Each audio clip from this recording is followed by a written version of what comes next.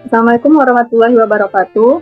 Saya Mulyani Dwi Putri dengan NIM 2103-1023 akan mempresentasikan materi anatomi dan fisiologi manusia pada sistem skeleton dengan dosen pengampu Bapak Relsa Syogika SPD MPD.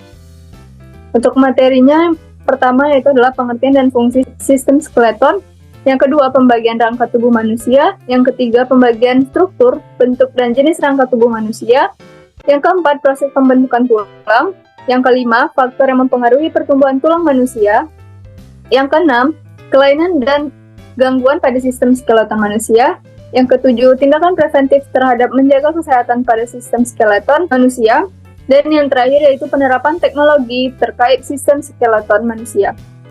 Yang pertama yaitu adalah pengertian dan fungsi sistem skeleton.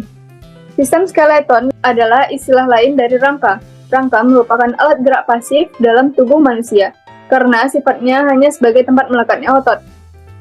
Fungsi dari sistem skeleton yaitu yang pertama memberikan bentuk tubuh dan menegakkan tubuh. Yang kedua, tempat pembentukan sumsum kuning.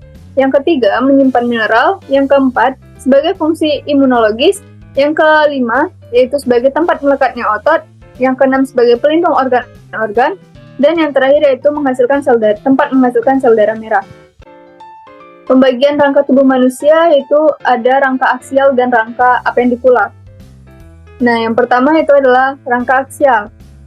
A. Rangka tengkorak, tulang tengkorak atau skull, yang mana terdiri dari tulang ubun-ubun, tulang dahi, tulang pelipis, tulang hidung, tulang rahang atas, tulang pipi, tulang rahang bawah, dan tulang kepala belakang.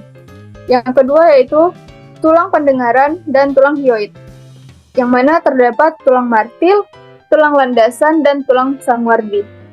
Yang ketiga yaitu tulang belakang atau vertebrae, di mana struktur dari tulang belakang yaitu ada leher atau cervical, yang kedua yaitu punggung atau thoracic, yang ketiga pinggang atau lumbar, yang keempat kelangkang atau sacrum, dan yang terakhir yaitu adalah tulang ekor atau coccyx. Selanjutnya yaitu tulang rusuk dan tulang dada atau ribs costa, yaitu terdiri dari rusuk sejati, rusuk palsu, dan rusuk melayang. Yang kedua adalah rangka apendikular. Pada rangka apendikular terdapat tulang gelang bahu atau pektoral, di mana terdiri dari tulang selangka dan tulang belikat. Dan yang kedua yaitu adalah tulang gerak atas atau upper limbs, yang terdiri dari tulang lengan atas atau humerus, tulang hasta atau tulang ulna, dan tulang pengumpil atau radius. Lalu selanjutnya ada anggota gerak bawah atau lower limbs. Lower limbs terdiri dari tulang paha atau femur, tulang tempurung lutut atau patella, tulang betis atau fibula, dan tulang kering atau tibia. Selanjutnya itu adalah tulang panggul atau pelvic, di mana terdiri dari tulang usus atau ilium, tulang kemaluan atau pubis, dan tulang duduk atau ischium. Selanjutnya yaitu pembagian struktur, bentuk, dan jenis rangka tubuh manusia. Yang pertama yaitu adalah rangka kepala atau tengkorak. Rangka ini terdiri atas tengkorak bagian depan atau tulang wajah, terdiri dari 10 tulang. Selanjutnya bagian kepala atau tempurung kepala itu ada 10 tulang. Yang dapat digerakkan hanyalah tulang rahang bawah. Selanjutnya yaitu rangka badan, dibagi menjadi 5 kelompok, yaitu yang pertama 1 tulang punggung atau tulang belakang dengan 33 ruas. Selanjutnya yaitu ada tulang dada. Yang ketiga ada tulang rusuk dengan 12 pasang. Yang keempat ada tulang gelang bahu, dan yang kelima adalah tulang gelang panggul. C. Rangka anggota gerak. Rangka anggota gerak ini dibagi menjadi 2. Yang pertama, anggota gerak atas atau sepasang tulang tangan, terdiri atas tulang lengan atas, tulang hasta, tulang pengumpil, dan tulang pergelangan tangan. Yang kedua, anggota gerak bawah, yaitu sepasang tulang kaki yang terdiri atas tulang paha, tulang tempurung lutut, tulang kering, tulang pergelangan kaki, tulang tumit, tulang telapak kaki, dan tulang jari-jari kaki. Yang keempat yaitu adalah proses pembentukan tulang. A. Osifikasi intramembran.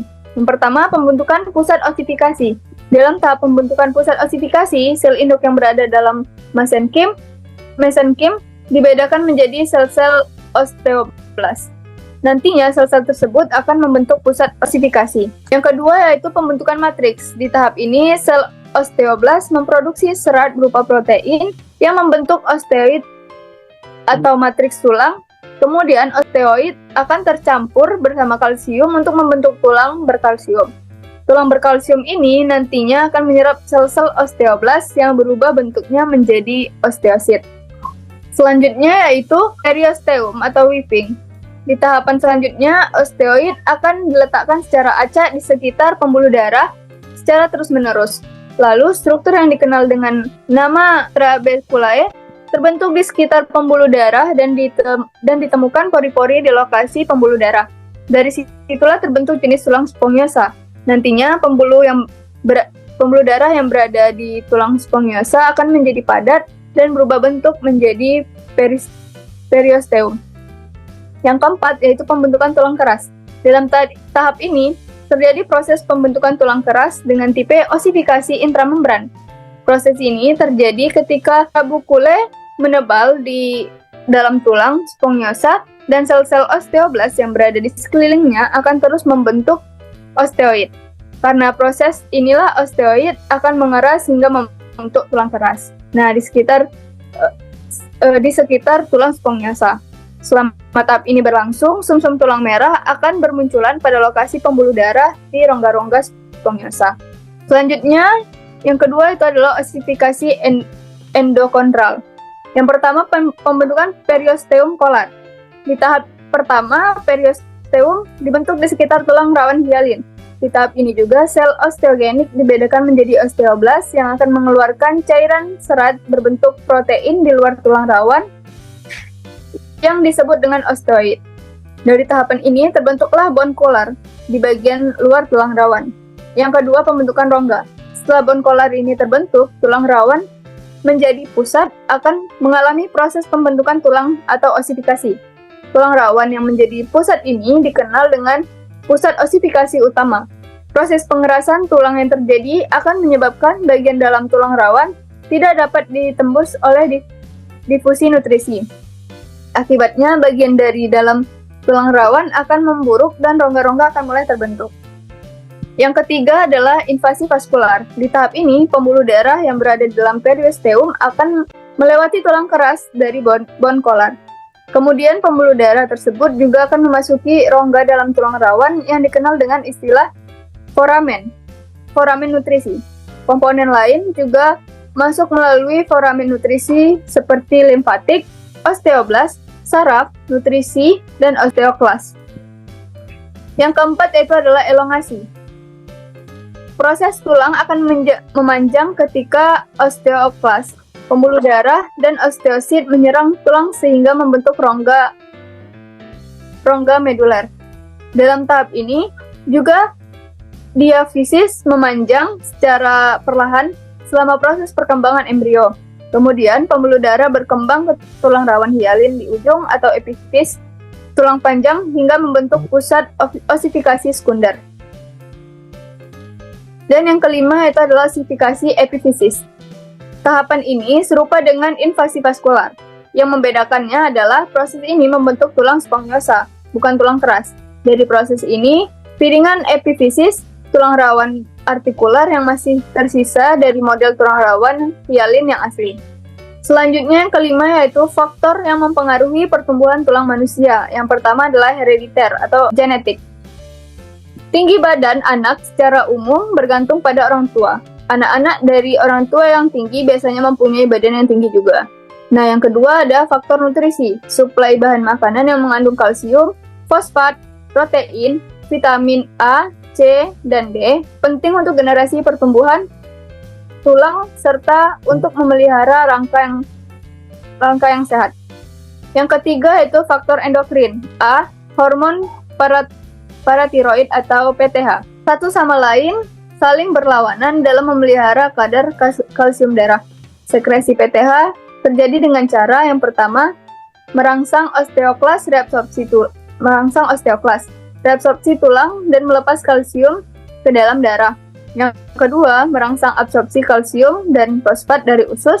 Dan yang ketiga, mereabsorpsi kalsium di tubulus renalis. B. Tirokalsitonin. Hormon yang dihasilkan dari sel-sel parafolikular dari kelenjar tiroid. Cara kerjanya menghambat reabsorpsi tulang. C. Hormon pertumbuhan yang dihasilkan hipofis anterior penting untuk proliferasi bertambah banyak secara normal dari rawan epifasialis untuk memelihara tinggi badan yang normal dari seseorang. Dan yang keempat adalah tiroksi, bertanggung jawab untuk pertumbuhan tulang yang layak, remodeling tulang, dan kematangan tulang. Yang keempat adalah faktor persyarafan. Gangguan suplai persyarafan mengakibatkan penipisan tulang seperti yang terlihat pada kelainan poliomyelitis. Terjadi faktor mekanis, yaitu kekuatan dan arah dari tuberkula tulang ditentukan oleh gaya-gaya mekanis yang bekerja padanya. Lalu ada penyakit. Penyakit mempunyai pengaruh yang kurang baik terhadap pertumbuhan tulang. Yang keenam yaitu kelainan dan gangguan pada sistem skeleton manusia. Yang pertama ada osteoporosis. Osteoporosis adalah penyakit yang sering dikaitkan dengan bertambahnya usia. Osteoporosis adalah penyakit berkurangnya kepadatan tulang. Yang kedua adalah osteoartritis. Penyakit ini adalah penyakit yang menyerang sendi karena rusaknya tulang rawan sendi. Gejala umum yang mungkin timbul adalah penyakit pada persendian dan kaku ketika digerakkan.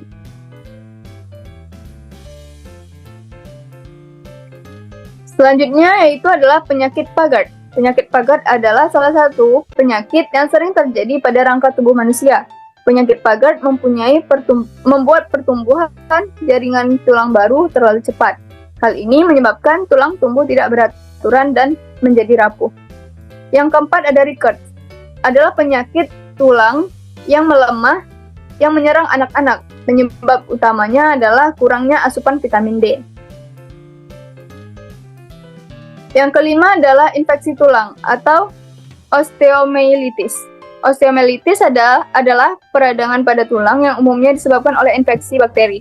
Kelainan tulang ini sering terjadi pada orang-orang yang mengalami cedera atau patah tulang terbuka, memiliki daya tahan tubuh yang lemah, dan menggunakan alat bantu prostetik pada tulang atau sendi. Yang ketujuh adalah tindakan preventif terhadap menjaga kesehatan pada sistem skeleton manusia. Yang pertama, yaitu mengonsumsi beraneka jenis sayuran. Yang kedua, mencukupi asupan vitamin D harian. Yang ketiga, melakukan olahraga rutin. Yang keempat, menghentikan kebiasaan merokok dan minuman beralkohol. Yang kelima, mencukupi kebutuhan kalsium harian. Yang keenam, mengonsumsi suplemen kalsium. Dan yang terakhir, yaitu makan makanan yang bisa menjaga kesehatan tubuh. Yang kedelapan yaitu penerapan teknologi terkait sistem skeleton pada manusia. Yang pertama, vertebroplasty. Vertebroplasty merupakan suatu teknik untuk memperbaiki patah tulang belakang atau vertebre dengan cara memasukkan semen tulang melalui suatu jarum khusus untuk memberi kekuatan pada tulang dari dalam. Teknologi ini banyak digunakan untuk mengobati penderita osteoporosis. Yang kedua adalah vaselplasty. Teknologi untuk mengatasi kelainan pada sistem gerak yang satu ini memanfaatkan balon sebagai medianya, di mana balon diisi dengan bahan tulang sebagai pengganti pembuluh darah buatan. Teknik ini tidak membutuhkan pembedahan, cukup dengan menggunakan sayatan kecil untuk memasukkan bahan tulang.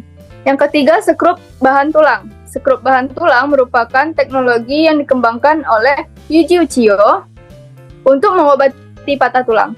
Skrup ini digunakan untuk menghubungkan bagian tulang hingga akhirnya tumbuh menjadi tulang.